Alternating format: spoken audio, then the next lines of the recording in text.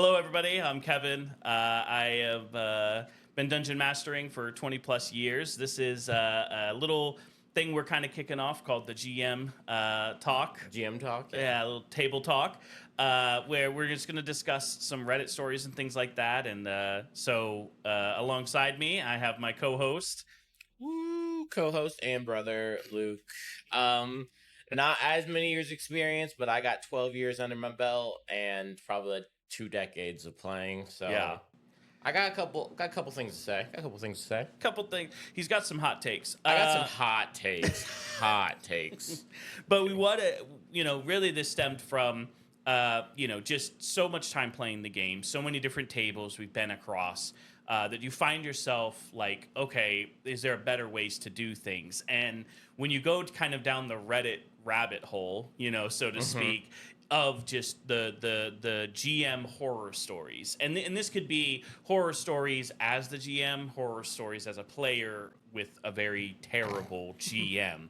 And it's hard because I know GMs put in a ton of effort. And we're not the experts. We're not the exclusive people on it. But you listen to people like Matt Mercer and things like that, and you can see different styles that people play and attract different style players. But in general, there are certain things that like a GM should just never do. Like a dungeon master, game master 100%. should not cross those lines. 100%. And like, there's a lot of different like GM styles, but like there are some definite no's. Yeah. Like Like hard pass. And I think there's also like a good, like, you need to like mesh with your players. Yeah. If you get that one player that is just like wants to do everything against the grain, Yep. it not only ruins the GM experience, but it ruins the whole other player experience. And like Yeah. it can put a bad taste in mouths of like other players. And it's just like, you need to find the right group. So like sometimes I want to advocate for people to go to those like game shops and go into like a one shot, but don't do it as your first time because you could literally get the worst experience ever from just random people. Yeah. Than playing with like friends and stuff like that. But man, Well, there's like you said, there's different types of players. We've talked about this in the past. Like there's the game players, the players that treat it like a game, like a video game. They loot everything, they scalp everything, they break all kinds of just like basic human decency rules, right?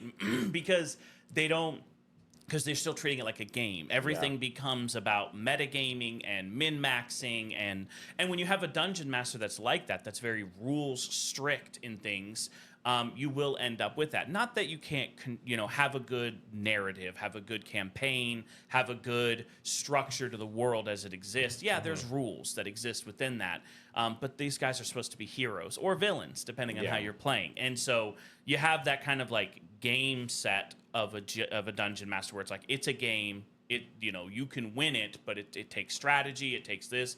And then you have the narrative players who are much more they want the story, they want the character development, they want the rule of cool, they want when things could happen in the realm of possible that the GM finds a way. You can certainly try kind of GM who's open to exploring those different ways. And then in the middle you have the casual players, the Marines, the jocks, not to dog Marines, but you know what I mean? The guys that come in and they're like, oh, this was on like Stranger Things, let's play. Like the not that there's anything wrong. Yeah, I know what you mean. Yeah, I'm not hating on those type of fans because they've made Dungeons and Dragons so much bigger.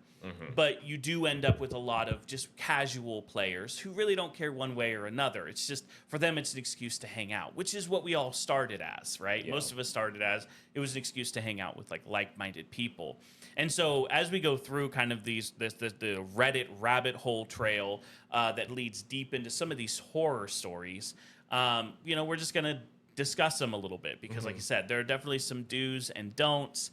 And so we'll go through Reddit and just kind of see what stories pop up. Really quick, when you were saying the people that like want to like loot everything and stuff like that, I just couldn't be helped but be taken back to like playing with our brother. Yeah. And him wanting to remove every claw from every creature, the horns, the head, and you're just like, you're not a person. You can't go and just be like, cool, we killed this thing. I'm gonna decapitate it right here. Yep. You're like you're in like this, you're in the town center. What are you doing? Well, it's like maybe you played a little too much Skyrim, but Playing Zelda, you're just like throwing pots on the ground. So like, come on, there's got to be a gem in here somewhere. Yeah, you and not understanding that like that's a sentient being. You know what I mean? Like that is a Or person. just somebody's random property. You're like, hey man, what you doing? Like that's Aarakocra. It's not a random animal. That's a sentient being with a family. It has wings. It has wings. I'm taking the feathers to make arrows. I'm taking the feathers. You can't pluck the feathers. It puts the lotion on its skin. I'm sorry, but that's what people don't realize is like you said, like they you know, there are certain things that's just like a nope. Like that's not that style. And there are some players that are like, we're totally fine with it, whatever. It's like casual. It's like, okay, but then that's not a narrative story, you know? Yeah, what I mean? no. When you're just like, I'm doing whatever I want, but like you have to like, you're in another world, another like place where there are other like the NPCs are played by the GM and he has to like react, or you're just like you're just gonna be a bull in a china shop just destroying everything where you go, because it's like and treating everything like it's just like a regular RPG game you played on Xbox. Like it's like, and I know too much freedom can be dangerous for players because players get this sense of, so I could do anything. Yes, but within the confines of, you would have to think like your character thinks, right? Yeah. Like your character operating in that world. What does that look like? What does that sound like? Not you trapped in that person's body. Not like our current campaign, like the Isekai, where, you know, I'm a 70-year-old Vietnam vet inside of trapped in. This is that. You're not trapped. You're reborn. Okay. Okay, but still, my consciousness is that. Like, and I think that's how people start Dungeons and Dragons. Is at first it's them inside of another person's body playing out things they think would be funny, whereas the more you play the game, you get more into a mindset of, I'm going to create a character and a persona that I'm going to adapt. Like I'm going to become that one. Like Mandy in this current campaign, the Isekai campaign, where she's Barbs, you know what I mean? And she's got the accent and she's got the, you know, just the mom vibes that just kind of emanate through that character. I think there's like a certain point and you're like D&D, when you're playing D&D, where you become like, we go from like, I just want to like have fun with this character to I want to tell a fun narrative story with this character. And that's where you stop being so sensitive necessarily about, you're not as selfish about things. It's more about like, if my character has to die, like that's fine, that's cool. It could make something great. You know what I mean? Or nat ones, and you're like, you fail horrifically. That is a fun time to like to tell a failure, to explain like how and then like come back from it, and like, you know, you get sent to prison. It's like, cool, that's just another part of the story. My favorite stories in D&D is because I love being a dungeon master, because I love after games years later hearing the phrase, remember when we, and it's like they're telling it from the first person view. Remember when we did this? And it's like, you guys really didn't do that. But you don't say that because you're like, you did it. Like you did it in your imagination. You did that thing. But the way that the storytelling is the way the players connect to things. Oftentimes it's the bad things, the bad results that ended up propelling a story forward still, just in a totally different and unique way. And the best GMs learn how to adapt those things rather than what we'll read through is probably some railroading GMs, you know what I mean, who just like. And I've been definitely known, because I'm not a huge sandbox when I build a world. I'm very like, there's kind of like a narrative that I want you guys to follow. And that's not just because like I'm bad at improving. It's because like, why would you want to improv a whole story when you have a written out story? And I try not to do it in like a railroading way. Always there's like ways to do things differently, but like the main objective is still there. There's like there is a point, like how you get to that point is up to you, but like there's still like a place you're getting to. Yeah, I think that's what that does is really highlight the importance of a session zero. Because if it's not your cup of tea, walk away. But a session zero is to really set that framework. and be like, is this a realm you want to play in? Is this a storyline you want to play in? Is this something you would like to?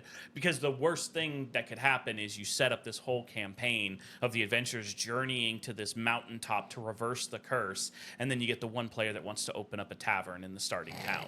And you're just like, okay, but that's not the story. Yeah, but I could do it, right? It's like you could. Yeah, but like we're just gonna spend 2 sessions on opening the town and establishing a manager, and then we'll get back to the story. I'll just send in letters like, "What are you doing this for?" It's like, I just want to open a tavern. Play Sims. Play Sims. Like now that's a detail for Wizards of the Coast. Make a Dungeons and Dragons The Sims, where you can have your own castle. I mean, or Steam has it. You have you have a tavern simulator on there. Yeah, but I mean, I'm talking about like the ability to be like, I just want to live in a fantasy world. Yeah, you're right. Which Medieval Dynasty's pretty close. Just a little shout out for them. I don't know if anybody plays it, but Medieval Dynasty, they're not a sponsor, but they do that. Like you literally get to start your own everything. You go and claim land, you clear it out, you build your place up. You can go to the tavern, you take a wife, you have kids, you start a dynasty. It's like really funny. Like that's kind of wild. How detailed is the building of the insanely like detailed. Sims detail? It's Sims detailed. Like gosh. it's so much stuff, and the customizations and crafting and skills, which is what we're talking about today. But just a little sidebar. I don't know. Yeah. Okay. So let's start with story number 1. There we go. We're getting to it. We're getting into it. Okay. Okay, so this happened a long time ago, but it keeps being brought up, so I'd like another opinion. One of the players in one of our sessions was newer than the others, and they wanted a magical weapon to even out the power curve. Understandable. We asked the DM for a magical hammer, but not much else. The DM, who at this point was new to DMing, went above and beyond by giving the player a half-fire giant barbarian, a magical hammer that can automatically hit its target 5 times a day, a weapon that literally ignores armor class. This happened at the end of the session, and he didn't get to use it. So the next day at work, I brought it up to the barbarian. That I'm uncomfortable with him having this weapon. When asked why, I stated that sometimes he doesn't agree with other players, and that now if there's a PvP event, he could easily kill the entire party. At this point, he got really upset and stated that I shouldn't have to worry about that since we're all a team, to which I responded that it's just how I think and it's happened before, so why can't it happen again? Okay, we need to pause here for a second. That player has trauma. They got some trauma there. That first of all, how many times have you played in a party where they kill each other? Apparently enough that they're like, what if there's a PvP event? I've never had a PvP. Like I think maybe once, but like it was like in like a contest way. Yes. Never in like in a comedic way. In a comedic way, yeah. But my goodness, But I mean, they do frame it by saying like this person doesn't. They often it says sometimes doesn't agree with the party. Yeah, but doesn't agree and immediately draws a sword are 2 different things. Like yes. you can bicker, but then like going to blows is completely different. And I will say, so a couple of things. It's it's a newer player. Mm-hmm.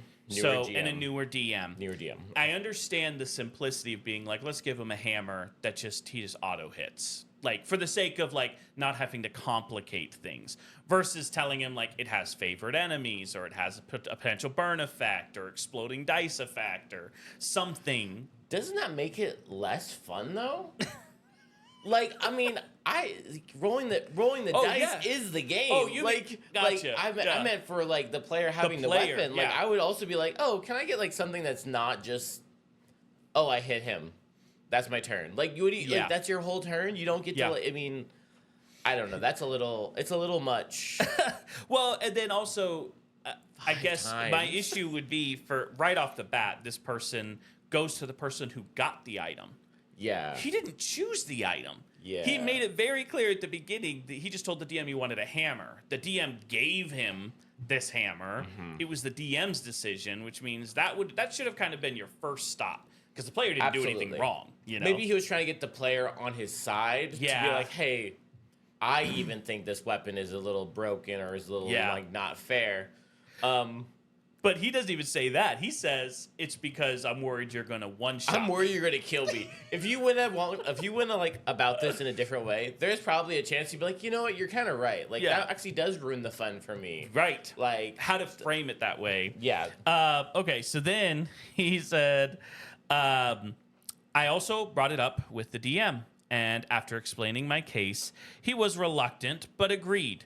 But instead of just taking his hammer and replacing it, we got sucked through a portal to some other place, and everyone lost all their stuff.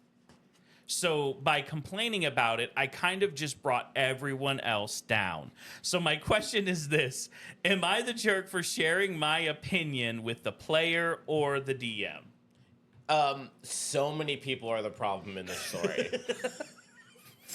I feel like we need a whiteboard to discuss the problems. You and the other player for kind of just getting defensive about the party kill. I don't know. That's the new player, I think, is the most in the clear. They're like, you know, they didn't know. Right. They were a little offended that they thought they were going to kill him. So I guess that they're fine. Yeah. The DM in this situation, that sounds like a new DM kind of thing. Like, okay, I don't know how to. I don't. Instead of like having a one-on-one with the player that you gave the hammer, and be like, hey, maybe we'll do like, you can get one hit, or like if you miss, you can hit. You can do another like re-roll on a couple attacks, something like that. Instead, like, or go to Reddit and be like, hey, I have a player that wants a hammer. What are some good things to give a new player? Like, just be open to other suggestions. Yeah, and then you just go, all right, guys, every magical item you've gotten. Gone. Sucked into a vacuum. Everybody happy now? No. No one's happy. That's what it seemed like, though. It seemed like it almost seemed like the GM was offended and then took action. Because if it was just a new GM, he could have been like, hey, we'll just give you something else. You know what I mean? Or if he's like, hey, your fear is he's going to attack players, don't you worry. It actually has an anti-player curse on. Like, he can't swing on another player, and that would add comical humor. Where he gets mad and swings the hammer, and it like stops midair. If you attack a friendly, it hangs back at you.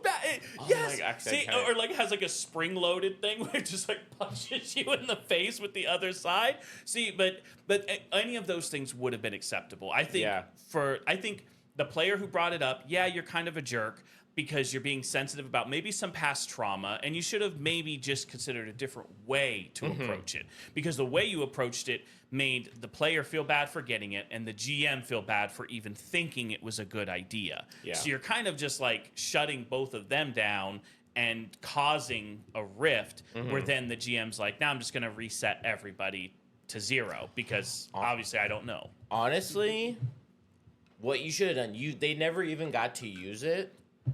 Right. Play with it. That is true. See what they do. If maybe even after a session, the person's like, cool, I went a whole combat and didn't have to roll a dice. Yeah. I'm kind of like, that was kind of boring. Maybe we could rework this weapon. Yep. They might even come to it like themselves. Like, I feel like that would have been like pretty likely. Or and that's really great when you get the player buy-in.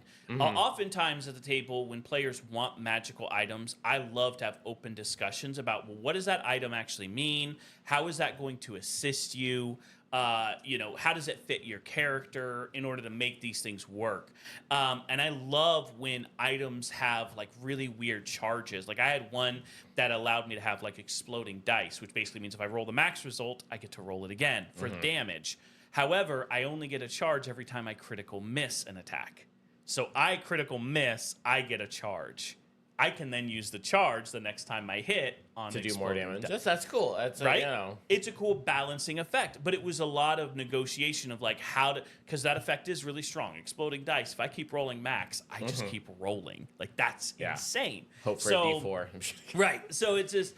But I think as far as for this first example, I think the problem is the player taking past games and past issues and making it like, now I'm forever sensitive to this area, instead of giving people a fair opportunity. Like you said, he didn't even fight with it. He never even fought an enemy with it. So to automatically assume this is going to be the worst thing ever, it's kind of a pessimistic view instead of just being open to it. And then the dungeon master, when you approach him, don't go to him and say like, hey, this is, when he says he was reluctant but agreed, it's probably because you badgered him. Like, this isn't right. It's not fair. Think about this. Think about that. And all these things that have never even come up. And as a new GM, he's probably not thinking those things are going to come up. But now this player is over here like, it happened. It's happened to me. It happens all the time. Every game I play. Every game, literally every game. Yes. Every time I play this game, somebody kills me. I think you're the problem. It's like that old saying that, like, if you meet 5 jerks in a day, newsflash, you're the jerk. Like, it's something to think about because it's like, hey, not everyone can be a jerk. So if you run into a bunch of jerks, you might just be the one that's the jerk. Yeah, there you go. Yeah, I think. Okay, so here we go. Number 2. So for context, this was my very first game. Okay. And I was playing a Jester Rogue. Don't know why. It just seemed like it would be a lot of fun. That's kind of interesting because you would think like Jester Bard to do a Jester Rogue. Yeah, it's just. I mean, you could definitely get in a lot of situations where it could come in handy. That's true. You know, you're around a lot of rich pockets. You're a lot of rich pockets. You're just like you're in the king's pocket over there doing close up magic to him. Yes, making things disappear and reappear. Okay, so we're in this custom world and are in this dead ashland. We enter a cave and see this eyeless, crying spirit. We were starting to ask it questions to see how to fix the land. Since things have been comedic before, I asked, "What did you think about the bard group, the Weevils, breaking up?" I rolled a nat 1. The thing goes berserk, and the NPC companions start beating me up for angering it. I somehow survive with 1 health. Friend calms him down and rushes me out of the cave. DM explains the only ways to calm a spirit down is with a blood ritual or to sacrifice someone. Blood ritual is a charisma base, so I thought I'd have my friend heal me and attempt it myself since I have a stupid high charisma, and this was all my fault. And if that didn't work, I would just sacrifice myself. However, while we were thinking this through, another player knocks me out and sacrifices me. And due to the nature of this, there's no chance of resurrection. I feel very confused about all this. Was I the jerk here for thinking I could make a joke? Okay, so the guy from the first campaign is now in that one, party fighting. He transferred. Okay, so wait. When he was the one sacrificed, and now he's got all this. Oh my gosh, it's the same person. Okay, no. Okay, I mean, first of all, blood ritual and sacrifice only is a wild stipulation. Also, you have NPCs. Like, why was like your first thought a player character? I mean, like, I get they're like also player, like, you know, they're characters, but like, and then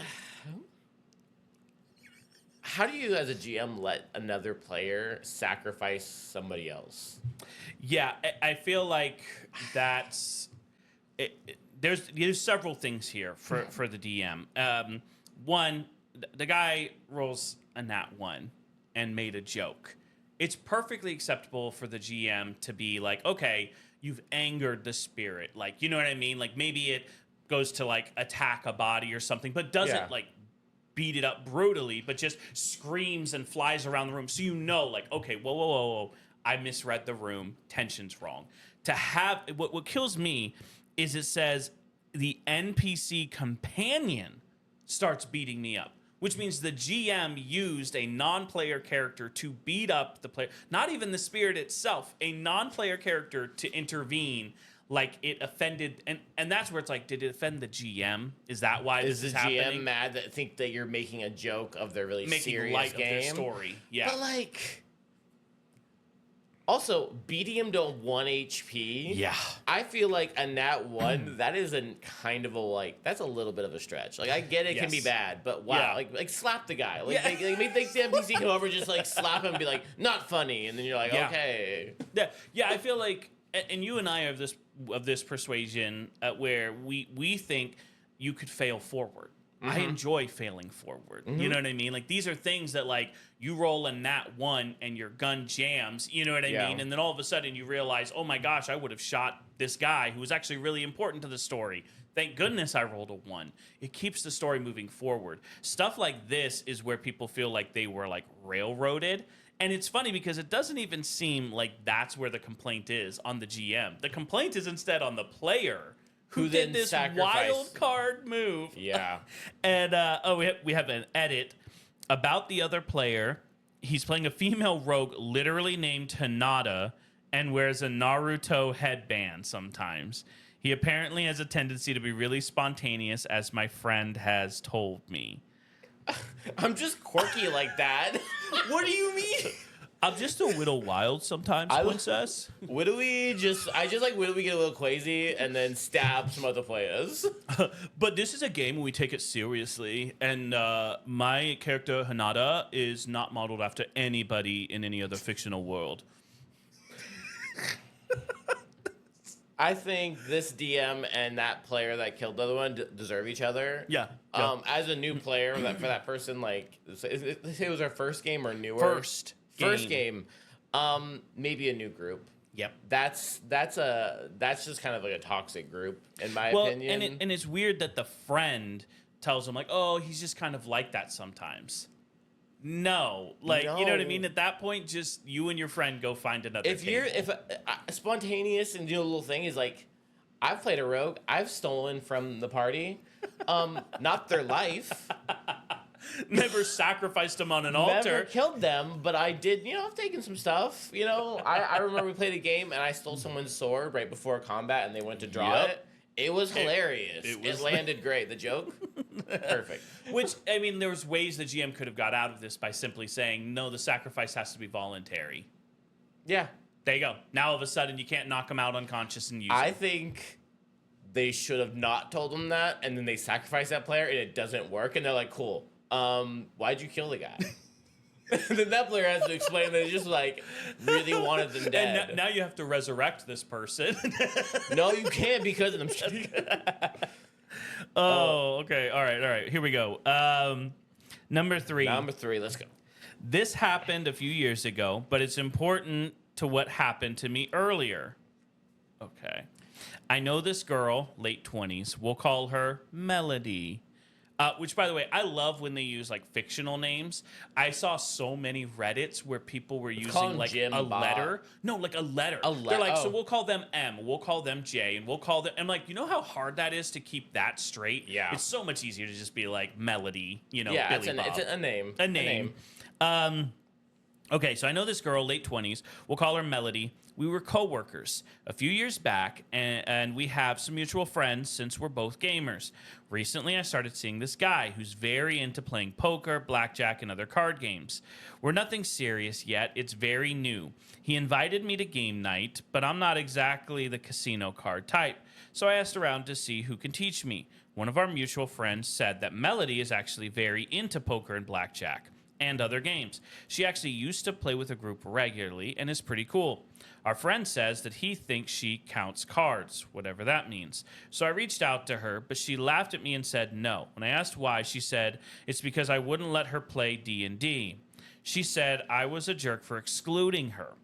I'm part of a D&D group with my coworkers. We've been playing together for years. When Melody was working with us, I told her about the group one day because she wanted to hang out, but it was game night.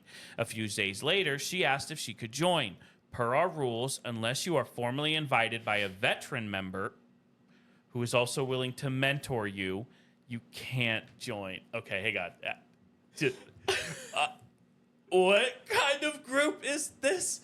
Is this, are there fees to join this table? The only thing I will say, I kind of like the idea of having, like, a mentor, but that could just be a friend. That's like a friend thing to do. Yes.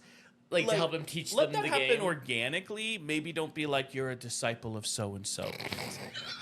They're your sire. Now you must train from them. You're sired.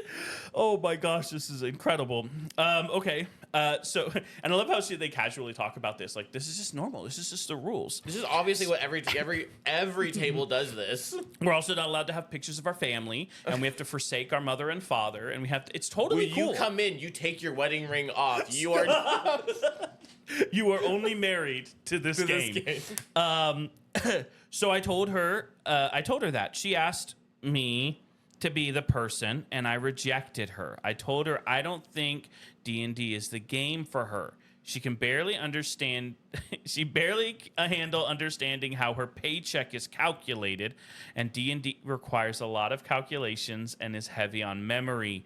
She was pretty upset, but I held my ground and suggested she ask someone else to mentor her, but she never found anyone else, so she never got to join. And then she found a different job a few months later. Okay. So coming back to today, she is holding that grudge against me and refusing to help me. She even told me, have fun on your date, sarcastically, and hung up. Am I the jerk? 100%. Your like group is the most gatekeeping group Yes. I've ever seen for a D&D. Yes. If you didn't want her to join because of like you guys didn't mesh well as friends, if you say you were friends and it was like a coworker group, Yeah. that is you're just mean. Yeah. Also, why did you bring up the whole paycheck thing? Yeah. Why'd And you have to insult them? I also like that she couldn't calculate her paycheck, but these other people are saying she counts cards. Yeah. Yeah. That, I feel like she can do the math for. if she can keep track of a single deck of blackjack and poker, I'm pretty sure she can handle some math. She can rocks. do. I rolled an 18 plus 5. Yeah, Like, what do 23. you I mean? got you. Like, oh my gosh. Yeah, you said it right. Gatekeeping, because it's different. If I had a game I play with non-coworkers and a coworker asked to join, I'd be perfectly fine being like, this is kind of just a game for some close friends outside of work. 100%. But maybe we could run a game with some coworkers, you know what I mean? Yeah. And make that happen, give them a shot. So if it was a personal thing, I get it. For her to say that this is like, it says per our rules, unless you're formally invited by a veteran member who is also willing to mentor you. That sounds so awful and Is there a so hierarchy? snobbish. Yeah. Yeah, to be like, you can't join unless formally invited by someone who's also willing to mentor you.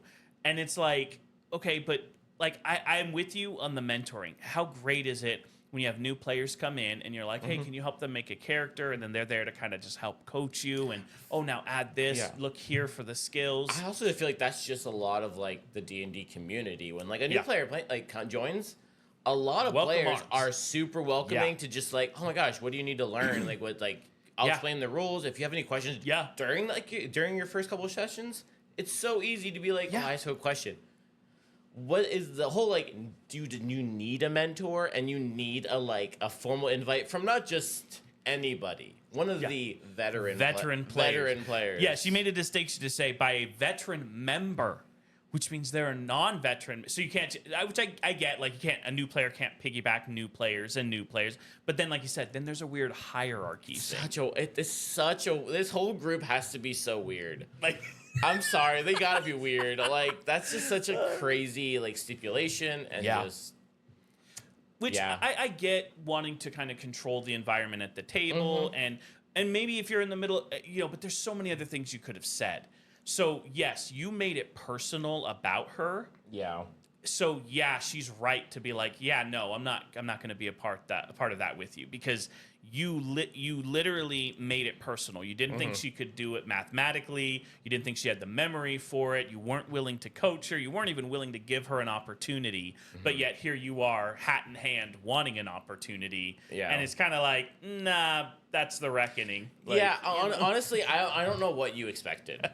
Why That call was a her? crazy thing to be like, let me call you really quick and be like, hey, I know I excluded you from this game you wanted to play with us a while ago.